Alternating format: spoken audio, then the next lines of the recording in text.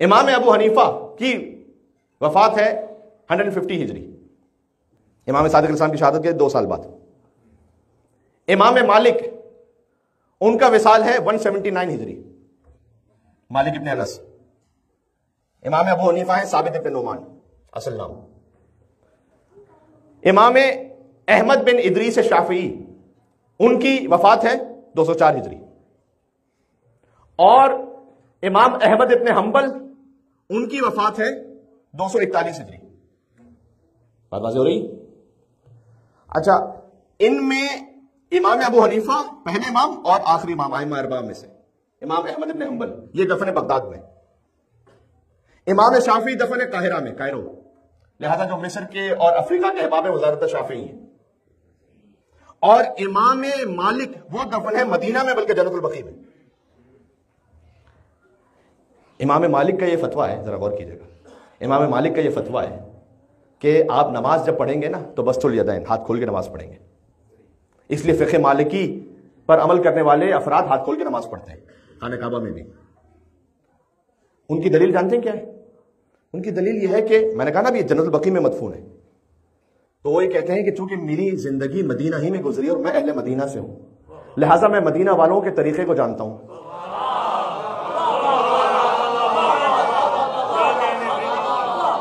کہ میں جانتا ہوں اہل مدینہ کے طریقے کو، اور اہل مدینہ کے طریقے سے میں نے استنباط یہ کیا ہے کہ رسول اللہ بھی مدینہ میں ایسے ہی نماز پڑھتے ہوں گے، اس لیے میرا فتویٰ یہ ہے کہ ہاتھ کھول کے نماز پڑھی جائے، اور اس دلیل پر کسی نے اعتراض نہیں کیا اور اسے قبول کیا۔ میں کہتا ہوں کہ جو اہل مدینہ میں سے ہو، 179 ہجری میں جن کی وفات ہوئی ہو، فقط اہل مدینہ ہونے کی وجہ سے ان کے فتوے کو تو قبول کر لو، اور جو رسول کی گودی میں کھیل کے بڑا ہوا ہو۔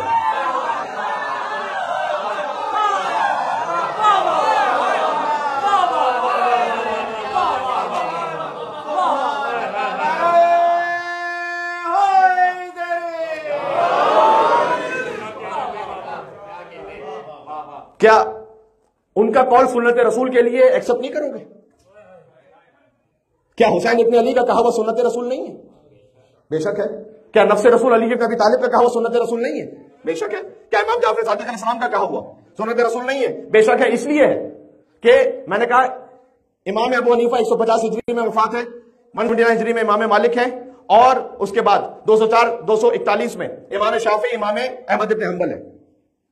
یہ جب بھی فتویٰ دیتے ہیں نا تو یہ فتویٰ بیان کرتے ہیں کہ ہم نے اپنے استاد سے سیکھا ہے، ہم نے اپنے شیخ الاجازہ سے سیکھا ہے، اور سند کو کسی طریقے سے پہنچاتے ہیں کہ ہم نے رسول اللہ سے یہ سنا ہے، اور اگر سند نہ ملے اور کوئی حکم نہ ملے تو قیاس پر عمل کر لیتے ہیں۔ اب قیاس کی تفصیل میں تو میں جا نہیں سکتا، لیکن یہ اس طرح سے فتویٰ دیتے ہیں۔ ان میں سے کوئی نہیں ہے جو یہ کہے کہ ان ابی ان جدی،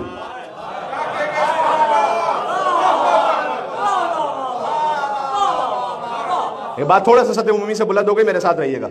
ان میں سے کوئی ایسا نہیں کہ جو یہ کہے کہ ان ابی ان جدی، ان ابی ہے، ان ابی ہے، ان ابی ہے، ان رسول اللہ صلی اللہ علیہ وآلہ وسلم۔ یہ فقط امام صادق علیہ السلام ہے جو سند کو جوڑے اپنے بابا سے، پھر اپنے دادا سے، پھر ان کے بابا، ان کے بابا، ان کے بابا، رسول اللہ صلی اللہ علیہ وآلہ وسلم۔